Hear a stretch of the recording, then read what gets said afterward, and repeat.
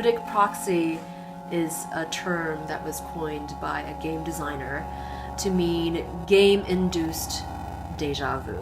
So say, for example, you're playing Grand Theft Auto Vice City, which is based on the geography of Miami, and you play this game so much that the first time you do go to Miami, even though you've never actually been there before, you already know the layout of the city. You know which streets to turn down onto because you've immersed yourself in the virtual version of this place through a game.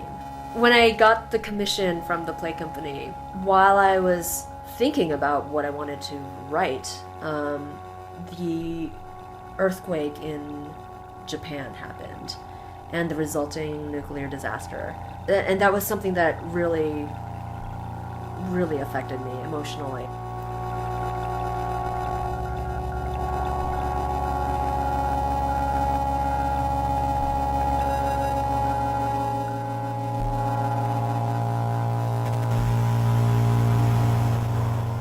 As I was doing research and following the coverage of that event, it naturally led me to investigate what happened in Chernobyl and what have we learned since that accident in 1986. And it just so happened that on Facebook, a friend of mine from high school wrote to me and said, "Hey, did you know that there's a video game that was made called Stalker, the Call of Pripyat, and it's set in Pripyat, the town that housed most of the workers of Chernobyl and had to be evacuated when the accident happened."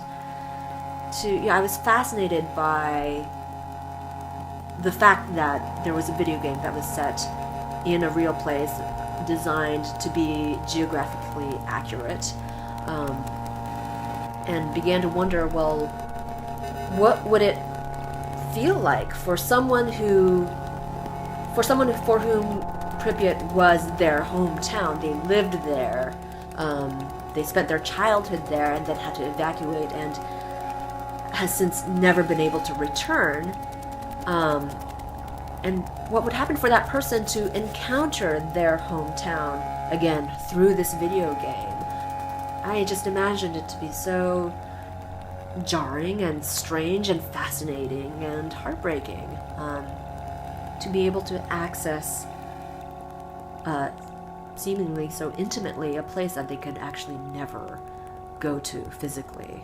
So while my mind was wrapped around these events, these monumental events,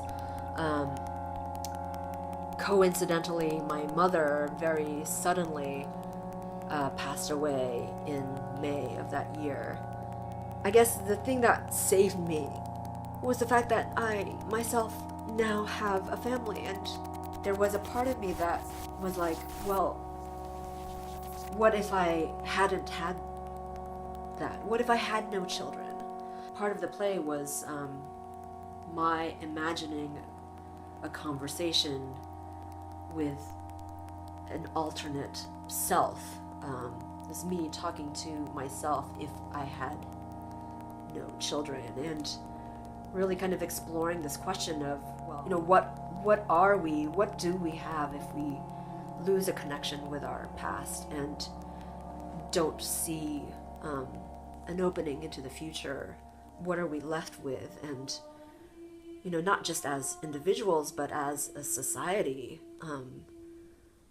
where do we go from here, and what's at stake, and how can we change that?